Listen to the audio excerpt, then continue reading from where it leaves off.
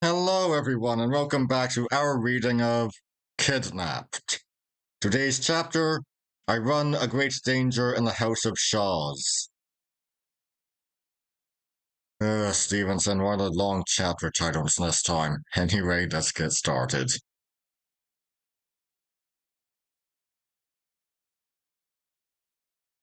For a day that was begun so ill, the day passed fairly well. We had the porridge cold again at noon, and hot porridge at night. Porridge and small beer was my uncle's diet. He spoke but little, and that in the same way as before, shooting a question at me after a long silence, and when I sought to lead him in talk about my future, slipped out of it again.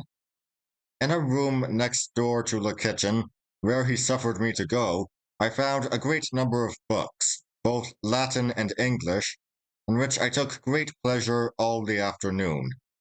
Indeed, the time passed so lightly in this good company that I began to be almost reconciled to my residence at Shaw's, and nothing but the sight of my uncle and his eyes playing hide and seek with mine revived the force of my distrust.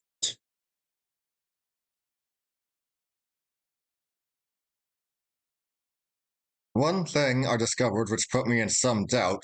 This was an entry on the flyleaf of a chapbook, one of Patrick Walker's, plainly written by my father's hand and thus conceived. To my brother Ebenezer on his 5th birthday. Now, what puzzled me was this, that as my father was, of course, the younger brother, he must either have made some strange error, or he must have written before he was yet 5, an excellent, clear, manly hand of writing.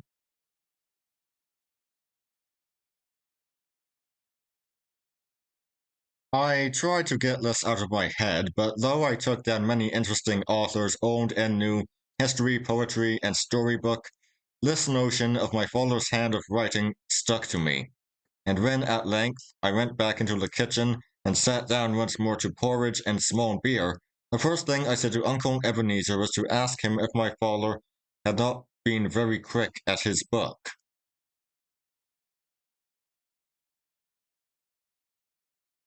Alexander, know him, was the reply. I was far quicker myself. I was a clever chappie when I was young. Why, I could read as soon as he could.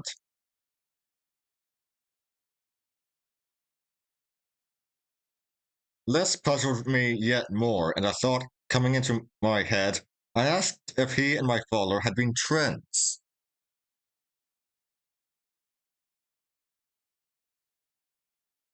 He jumped upon his stool, and the horn spoon fell out of his hand upon the floor. What gars ye ask that? He said, and he caught me by the breast of the jacket, and looked this time straight into my eyes. His own were little, and light, and bright like a bird's blinking, and winking strangely.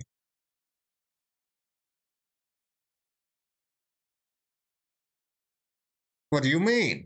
I asked very calmly, for I was far stronger than he, and not easily frightened. Take your hand from my jacket. This is no way to behave.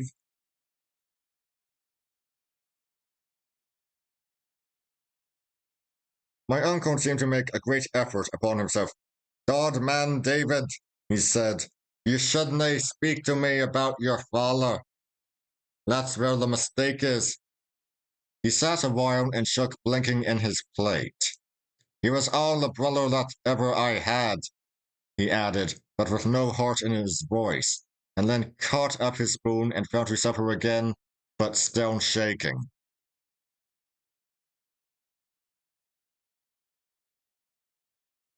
Now, this last passage, this laying of hands upon my person and sudden profession of love for my dead father, went so clean beyond my comprehension that it put me into both fear and hope. On the one hand, I began to think my uncle was perhaps insane and might be dangerous.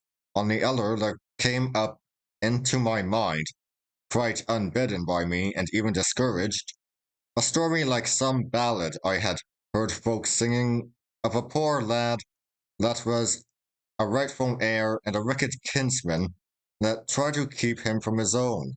For why should my uncle play a part with a relative that came almost a beggar to his door, unless in his heart he had some cause to fear him.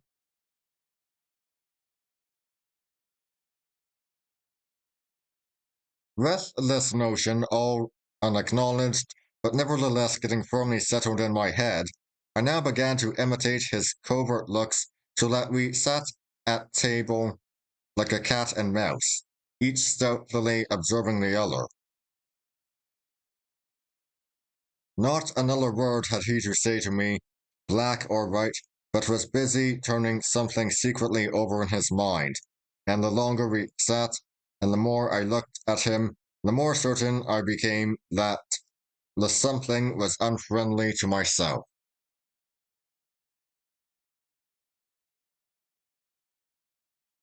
When he had cleared the platter, he got out a single pipeful of tobacco, just as in the morning, turned round a stool into the chimney corner, and sat around smoking with his back to me.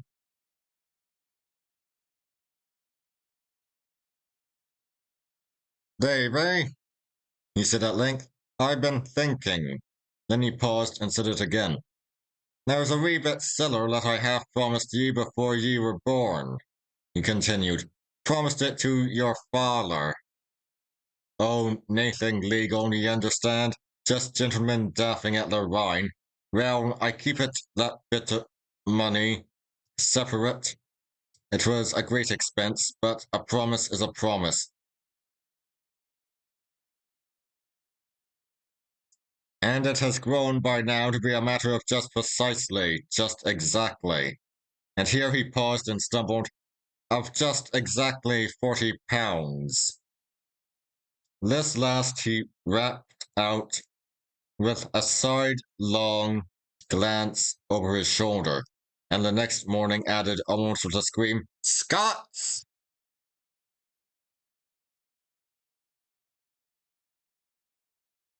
The pound Scots being the same as an English shilling, the difference made by this second thought was considerable.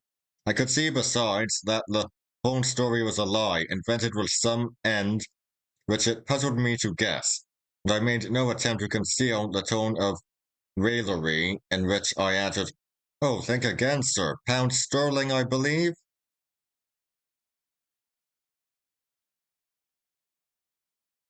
That's what I said, returned my uncle. Pound sterling. And if you'll step out by the door a minute just to see what kind of a night it is, I'll get it out to you and call you in again.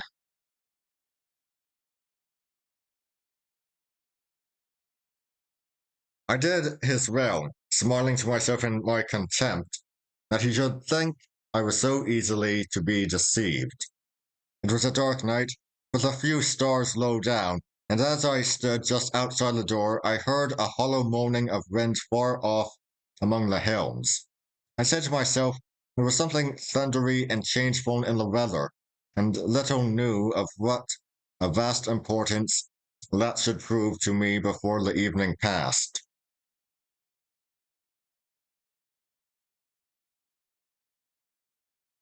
When I was called in again, my uncle counted out into my hand 37 golden guinea pieces. The rest was in his hand in small gold and silver, but his heart failed him there, and he crammed the change into his pocket.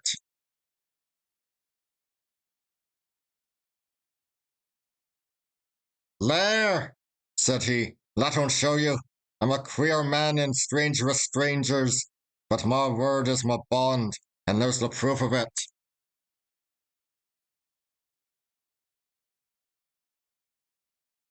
Now, my uncle seemed so miserly that I was struck dumb by this sudden generosity, and could find no words in which to thank him.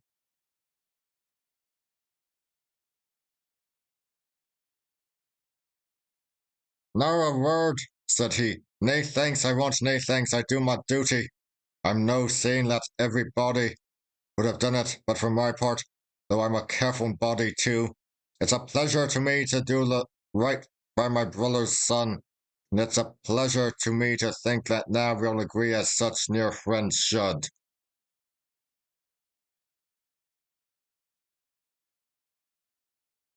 I spoke him in return as handsomely as I was able, but all the while I was wondering what would come next, and why he had parted with his precious guineas, for as to the reason, he had given a baby would have refused it.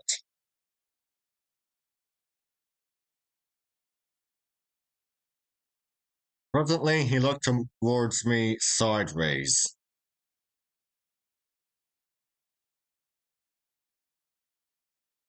And see here, says he, tit for tat. I told him I was ready to prove my gratitude in any reasonable degree, and then waited, looking for some monstrous demand. And yet, when at last he plucked up courage to speak, it was only to tell me very properly, as I thought, that he was growing old and a little broken, and that he would expect me to help him with the house and the bit of garden.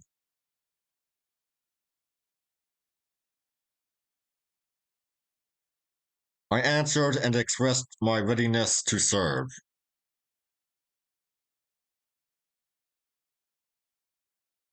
Well, he said, let's begin.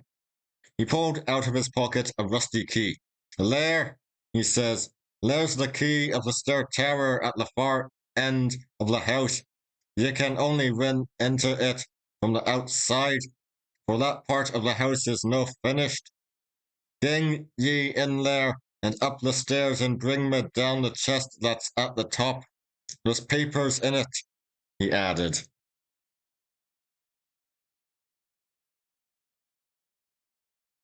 Can I have a light, sir? Said I.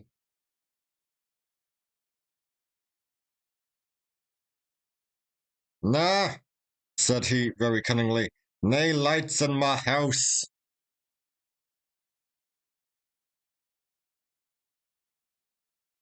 Very well, sir, said I. Are the stairs good?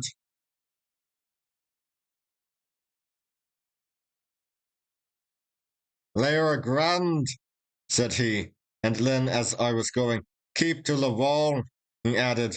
There's nae banisters, but the stairs are grand underfoot.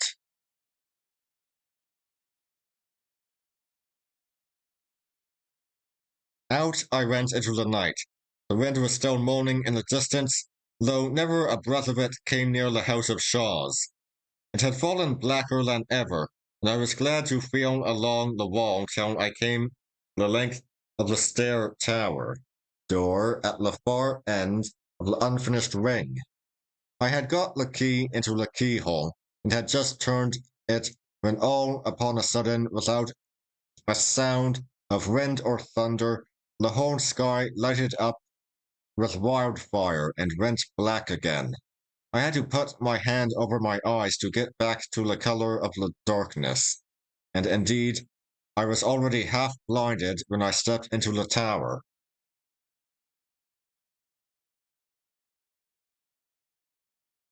It was so dark inside it seemed a body could scarce breathe, but I pushed out with foot and hand, and presently struck the wall with the one, and the lowermost round of the stair with the other. The wall, by the touch, was of fine hewn stone. The steps, too, though somewhat steep and narrow, were of polished mason work and regular and solid underfoot.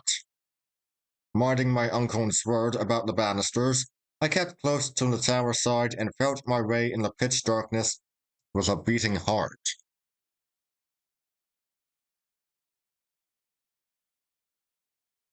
The house of Shaw's stood 5 full stories high, not counting lofts.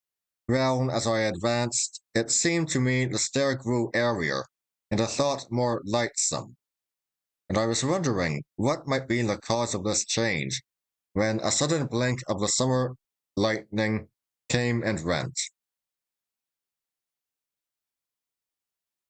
If I did not cry out, it was because fear had me by the throat, and if I did not fall, it was more by heaven's mercy than my own strength. It was not only that the flash shone in on every side through breaches in the wall, so that I seemed to be clambering aloft upon an open scaffold, but the same passing brightness showed me the steps were of unequal length, and that one of my feet rested that moment within 2 inches of the well.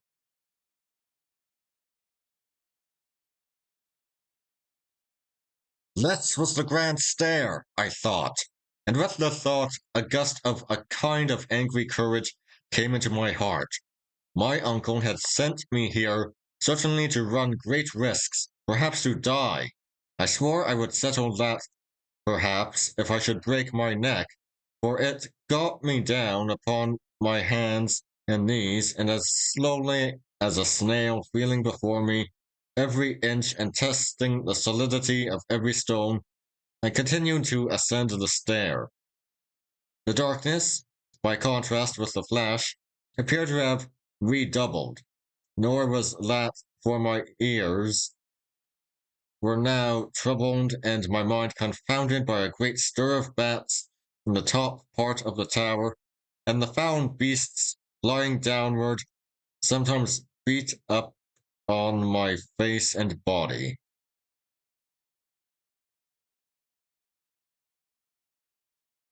The tower, I should have said, was square, and in every corner the step was made of a great stone of a different shape, to join the flights.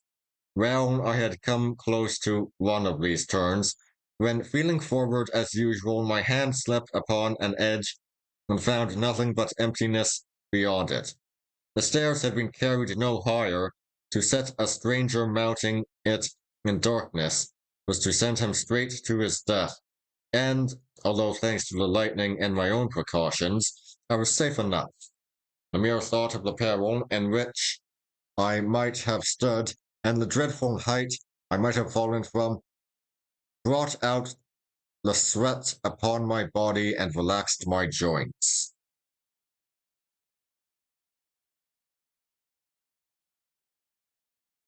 But I knew what I wanted now, and turned and groped my way down again with a wonderful anger in my heart. About halfway down, the wind sprang up in a clap and shook the tower and died again. The rain followed, and before I had reached the ground level, it fell in buckets. I put out my head into the storm and looked along towards the kitchen. The door, which I had shut behind me when I left, now stood open and shed a little glimmer of light, and I thought I could see a figure standing in the rain, quite still, like a man hearkening.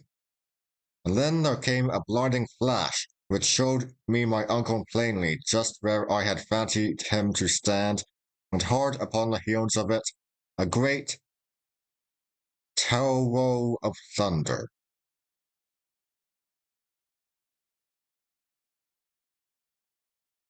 Now, whether my uncle thought the crash to be the sound of my fall, or whether he heard in it God's voice denouncing murder, I will leave you to guess. Certain it is, at least, that he was seized on by a kind of panic fear, and that he ran into the house, and left the door open behind him. I followed as softly as I could, and coming unheard into the kitchen, stood and watched him.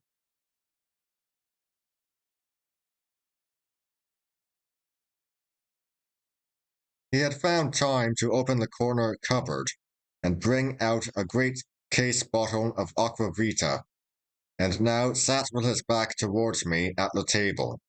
Ever and again he would be seized with a fit of deadly shuddering and groan aloud, and carrying the bottle to his lips, drink down the raw spirits by the mouthful.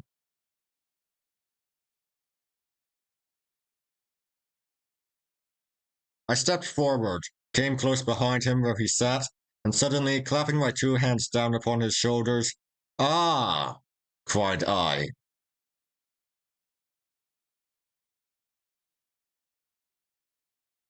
My uncle gave a kind of broken cry like a sheep's bleat, flung up his arms and tumbled to the floor like a dead man. I was somewhat shocked at this, but I had myself to look to first of all, and did not hesitate to let him lie as he had fallen. The keys were hanging in the cupboard, and it was my design to furnish myself with arms before my uncle should come again to his senses, and the power of devising evil. In the cupboard were a few bottles, some apparently of medicine, a great many bills and other papers, which I should willingly enough have rummaged, had I had the time, and a few necessaries that were nothing to my purpose. Thence I turned to the chests. The first was full of meal, the second of money bags and papers tied into sheaves, and in the third with many other things, and these for the most part of clones, I found a rusty, ugly-looking Highland dirk, without the scabbard. This then I concealed inside my waistcoat, and turned to my uncle.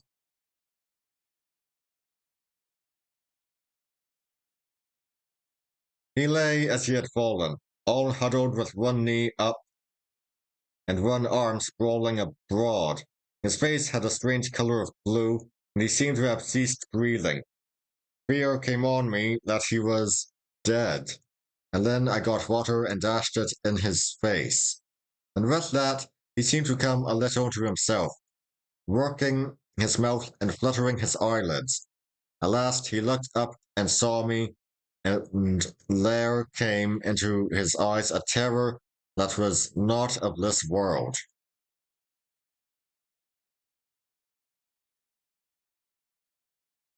Come, come, said I, sit up.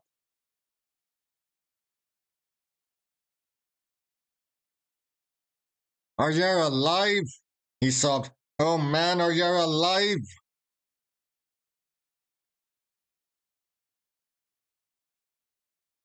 That am I, said I, small thanks to you.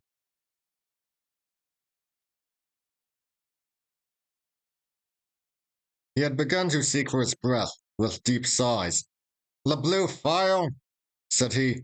In la ombre, le blue file. His breath came slower still.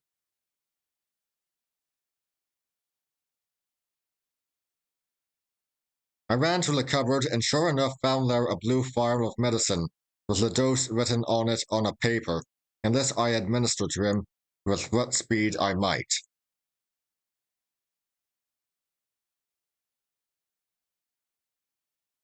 It's the trouble, said he, reviving a little. I have a trouble, David. It's the heart.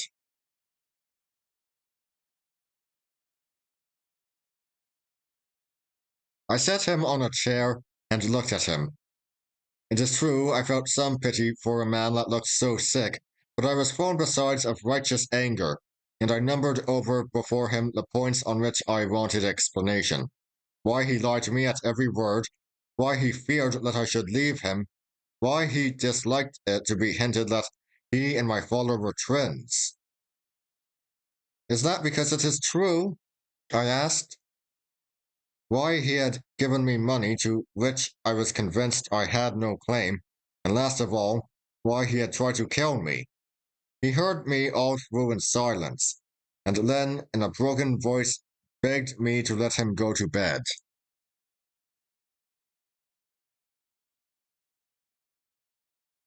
I'll tell ye, Lamorne, he said, as sure as death I will.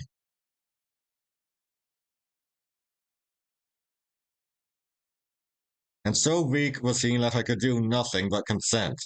I locked him into his room, however, and pocketed the key, and then, returning to the kitchen, made up such a blaze as had not shone there for many a long year, and wrapping myself in my plaid, lay down upon the chests and fell asleep.